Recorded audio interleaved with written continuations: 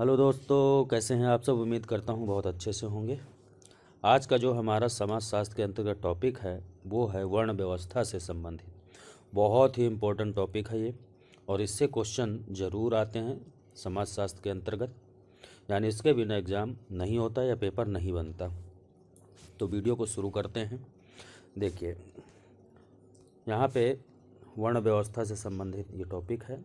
वर्णव्री धातु से बना शब्द है जिसका अर्थ होता है वर्ण करना या चुनाव करना। याद रखना, वर्ण का मतलब होता है चयन करना या चुनाव करना। ठीक है, ये होता है।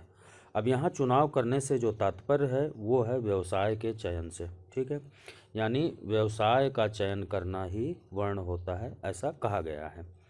वर्ण व्यवस्था का दूसरा जो शाब्दिक अर्थ है वो रंग होता है। वर्ण का खाली जो है, वर्ण का मतलब कलर भी होता है, यानी कि रंग। ठीक है, आर्यों ने स्वयं के लिए श्वेत वर्ण और अनार्यों के लिए कृष्ण वर्ण का प्रयोग किया था।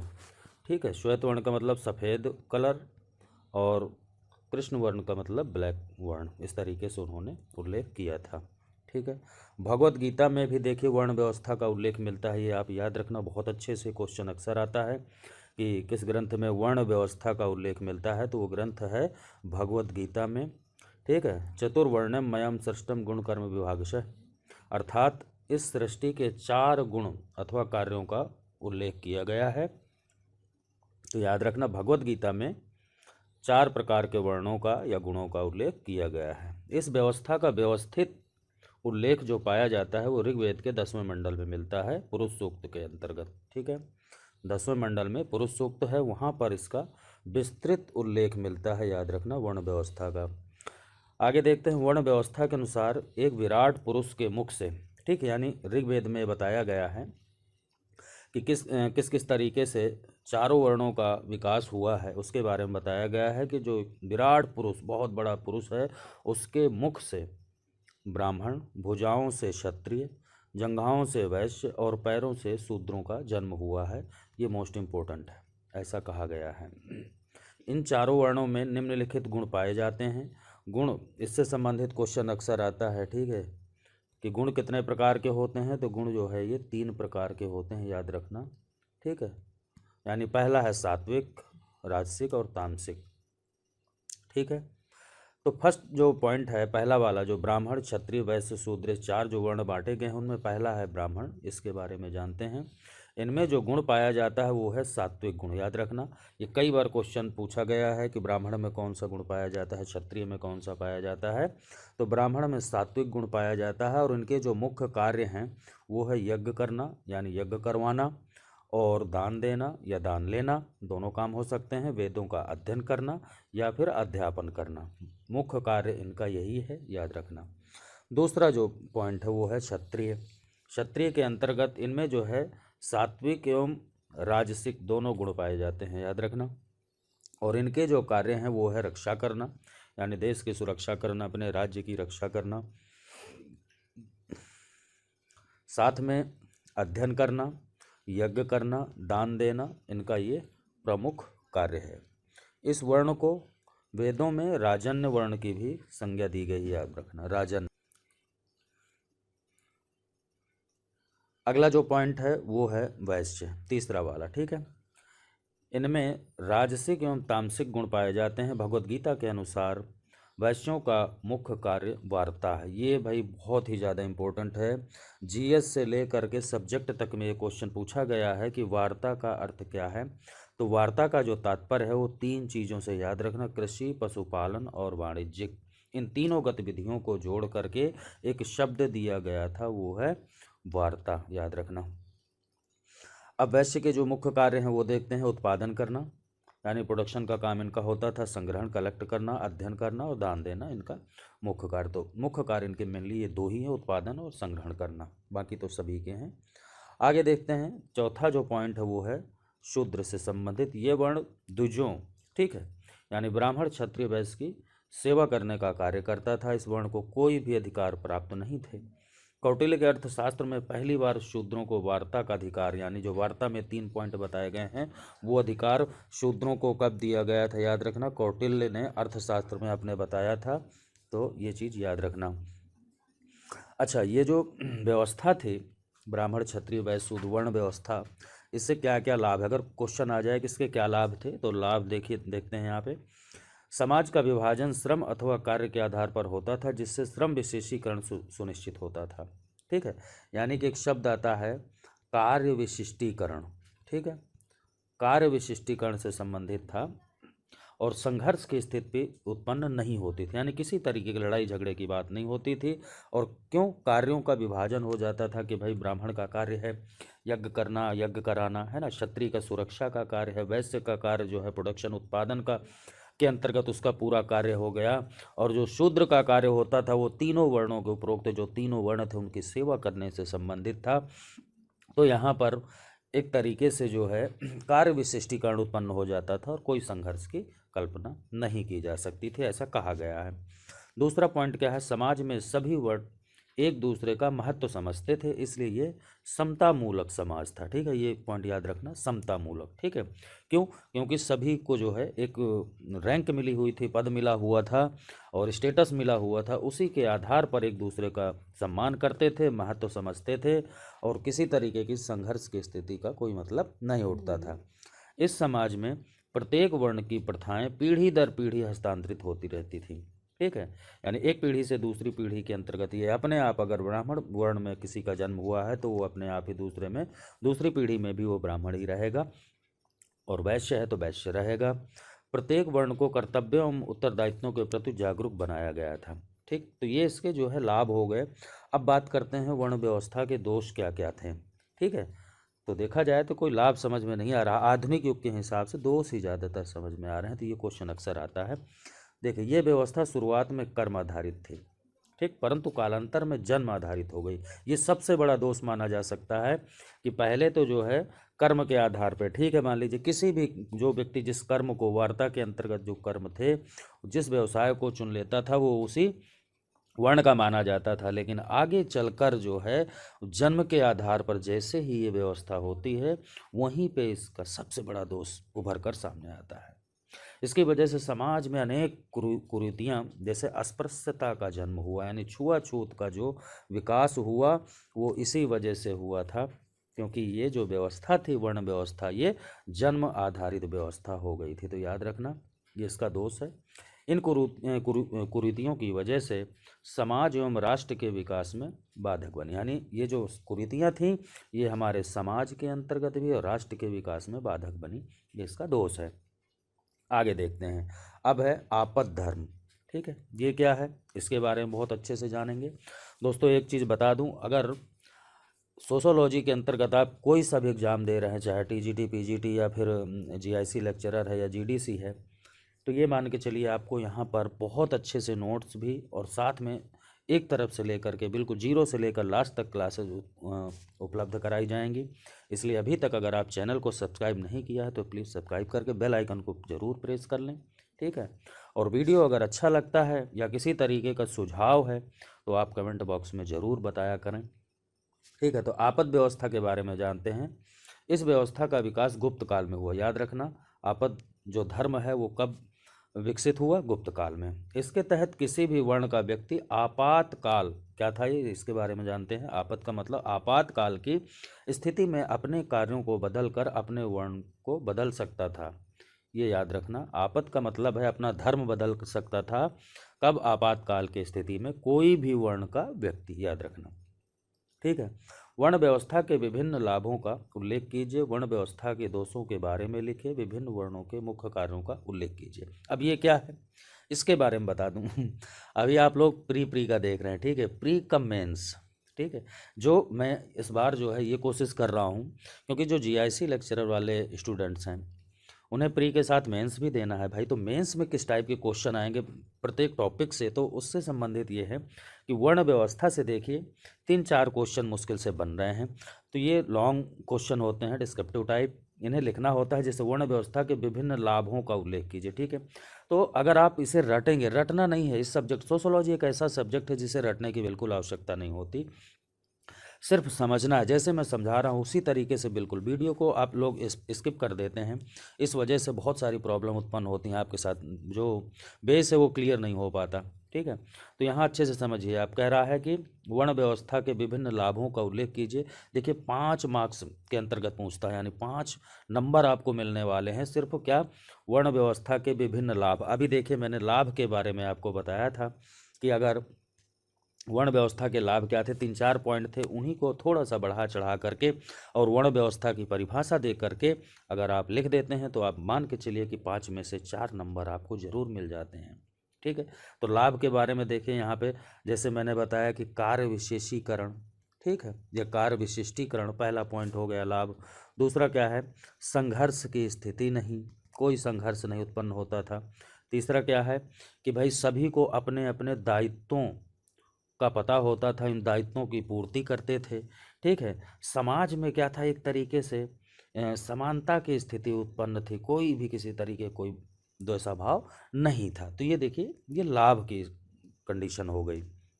दूसरा क्या है कि इस व्यवस्था के दोष के बारे में बताइए। तो मैंने बताया कि अभी जैसे अस्पृश्यता, ठीक है, यानी छुआछूत वाला पॉइंट आया, समाज में बहुत सारी कुरीतियाँ उत्पन्न हुई। तो ये इसके दोष हो गए। और भी आप लिख सकते हैं, 2 नंबर पे आएगा ज़्यादा से ज़्यादा। विभिन्न वर्णों के मुख्य कार्यों का, अब मान लीजिए कह 2 नंबर में ये क्वेश्चन दे रहा है कि वैश्य, ठीक है, वैश्य वर्ण के कार्यों का उल्लेख करिए। तो बिल्कुल आप लिख सकते हैं कि उनका मुख्य कार्य वार्ता से संबंधित था। ठीक है, व्यापार का काम करते थे, उत्पादन का काम करते थे, संग्रहण का कार्य करते थे, साथ में अध्ययन का कार्य करते थे, दान देना, ये सब आप जोड़ सकते हैं, बहुत अच्छे से लिख सकते हैं आप। ठीक है। आगे देखते हैं, अगला जो हमारा टॉपिक है वो है आश्रम व्यवस्था। जैसे जैसे मैं समझा रहा हूँ उसी तरीके से आप करते जाइए, बिल्कुल भी रटने की आवश्यकता नहीं है। तो आश्रम व्यवस्था को हम पढ़ेंगे। आश्रम श्रम धातु से बना हुआ, ये याद रखना, धातु वाला ये पॉइंट बड़ा इंपॉर्टेंट है, इससे पूछ लेता है क्वेश्चन, जिसका अर्थ होता है अपने उद्देश्यों की पूर्ति हेतु प्रयास करना। आश्रम व्यवस्था का मतलब क्या है, उद्देश्यों की पूर्ति। ठीक। अगला देखिए कह रहा है छंदोग्य उपनिषद में 3 आश्रमों का उल्लेख मिलता है और जाबालो उपनिषद में 4 आश्रम। ये मोस्ट इंपॉर्टेंट है भाई, मोस्ट इंपॉर्टेंट है, इसे बहुत अच्छे से आप याद रखना कि किस उपनिषद में कितने और जो है किसमें 4, किसमें 3 या किसमें 4 का उल्लेख मिलता है, ये चीज़ याद रखना। तो छंदोग्य उपनिषद में 3 और जाबालो उपनिषद में 4 आश्रमों का उल्लेख मिलता है। भारतीय समाज का आयु के आधार पर विभिन्न आश्रमों में वैज्ञानिक वर्गीकरण किया गया था। ठीक, जैसे कि ब्रह्मचर्य है ना, गृहस्थ, वानप्रस्थ, संन्यास, इस तरीके से जो 4 आश्रमों को बताया गया है उसी से संबंधित ये टॉपिक है। तो पहला है देखिए ब्रह्मचर्य आश्रम। ठीक है। इस आश्रम में केवल एक पुरुषार्थ धर्म की पालना की जाती थी। इस आश्रम में व्यक्ति को विभिन्न विषयकारों से दूर रहते हुए स्व-विकास पर केंद्रित रहना होता था। अब देखिए ये पहला पॉइंट आया, स्व-विकास। ब्रह्मचर्य के अंतर्गत जो है स्वयं का विकास, स्व विकास का मतलब स्वयं के विकास के बारे में बताया जाता था और उसी पे ध्यान केंद्रित रखा जाता था। खुद का डेवलप करें, कार्य संबंधित, शिक्षा से संबंधित, ये सब चीज़ें इसके अंतर्गत आती थी। इस आश्रम में व्यक्ति के अहम को खत्म करने के लिए भिक्षावृत्ति का प्रावधान रखा गया था। मोस्ट इंपॉर्टेंट क्वेश्चन है, भिक्षावृत्ति मतलब भीख मांगना।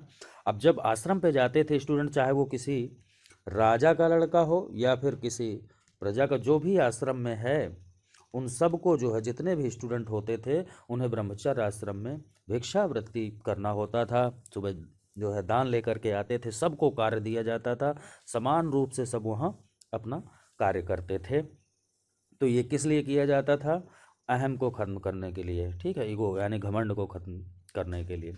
ब्रह्मचर्य 2 प्रकार के होते थे। ठीक है, पहला है उपकुर्बान और दूसरा है नैष्ठिक यानी अंतेवासी। ठीक, तो पहले वाले के बारे में जानते हैं। उपकुर्बान क्या होता था, वह ब्रह्मचारी जो वैदिक शिक्षा पूर्ण करने के पश्चात समावर्तन संस्कार के माध्यम से गृहस्थ आश्रम में प्रवेश कर जाते थे। यानी जैसे ही, ठीक है, हमारे जो कुछ धर्म ग्रंथ हैं उनमें एवरेज जो है 100 साल की एज मानी गई है और 100 साल में 25-25 के हिसाब से 4 पार्ट में बांट दिया गया है। तो यानी 25 साल के अंतर्गत जो है ये पहला वाला ब्रह्मचर्य वाला हो गया। 25 साल जब क्रॉस हो जाता था तो वो गृहस्थ आश्रम के अंतर्गत आता था। ठीक है, फिर यानी जो 50 साल पूरे हो गए, 75 जो 50 साल के बाद में वानप्रस्थ आश्रम होता था, अब ये 75 हो गए। और 75 के बाद में जो लास्ट एज होती थी वो संन्यास आश्रम के अंतर्गत आता था। इस तरीके से 4 पार्ट में विभाजित किया गया था। चलिए तो देखते हैं। ठीक है, तो समावर्तन संस्कार क्या होता था कि जब वो 25 साल की एज पूरी कर लेता था, पहला चरण, ठीक है, यानी ब्रह्मचर्य वाला, तो उसके बाद एक संस्कार होता था समावर्तन संस्कार, और इसके माध्यम से वो गृहस्थ आश्रम में प्रवेश कर जाता था। ठीक है, चलिए दूसरा जो होता था नैष्टिक यानी अंत्यवासी, वह ब्रह्मचारी जो अपनी वैदिक शिक्षा को पूर्ण करने के उपरांत गुरुकुल में ही रह जाया करते थे, यानी गुरुकुल में ही रहते थे ये लोग, और ये गृहस्थ आश्रम में प्रवेश नहीं करते थे, और वहीं गुरुकुल में आचार्य बन जाते थे, पढ़ाने का कार्य करने लगते थे, तो वो क्या कहलाते थे? नैष्टिक या अंतेवासी। ठीक, ये ब्रह्मचारी वेदों के अध्यापन का कार्य करते थे और गृहस्थ आश्रम में प्रवेश नहीं करते थे, जैसा कि मैंने अभी बताया। दूसरा जो आश्रम आता है, मैंने बताया, वो है गृहस्थ आश्रम। ठीक है, इस आश्रम में व्यक्ति अपने सामाजिक दायित्वों का निर्वहन करता था, सामाजिक रूप से समाज में बंध जाता था और सामाजिक बंधनों का निर्वहन करते हुए अपना जीवन यापन करता था। व्यक्ति धर्म, अर्थ और काम पुरुषार्थ की पालना करता था। व्यक्ति अपने जिम्मेदारियों के लिए धन का भी संग्रह करता था। इस आश्रम में व्यक्ति 3 ऋणों से उर्ण होता था तथा 5 महायज्ञों का आयोजन करना, ये याद रखना, 3 ऋण और 5 महायज्ञ। अब 3 ऋण कौन कौन से हैं? पहला ऋषि ऋण, दूसरा देव ऋण, तीसरा पितृ ऋण। ऐसा बताया गया है 3 ऋण जिनसे जो है उर्ण होना पड़ता था किसे? गृहस्थ आश्रम वाले व्यक्ति को। ठीक है, अब देखिए पहला है ऋषि ऋण। ऋषियों ने हमें वैदिक साहित्य दिया है। इस ऋण से उर्ण होने के लिए हमें वेदों का अध्ययन करना चाहिए और फिर शिक्षा का प्रचार प्रसार करना चाहिए। यानी अगर आप वेदों का अध्ययन करते हैं और शिक्षा के प्रचार प्रसार के लिए बल देते हैं, तभी आप ये पहले वाले ऋण से मुक्त हो सकते हैं, उर्ण हो सकते हैं। वो ऋण कहलाता था ऋषि ऋण। दूसरा देखते हैं, दूसरा है देव ऋण। ठीक है, इस भौतिक जगत की रचना देवताओं के द्वारा की गई है। ठीक है, यानी उनके भी हम कर्जदार हैं, देवताओं के भी।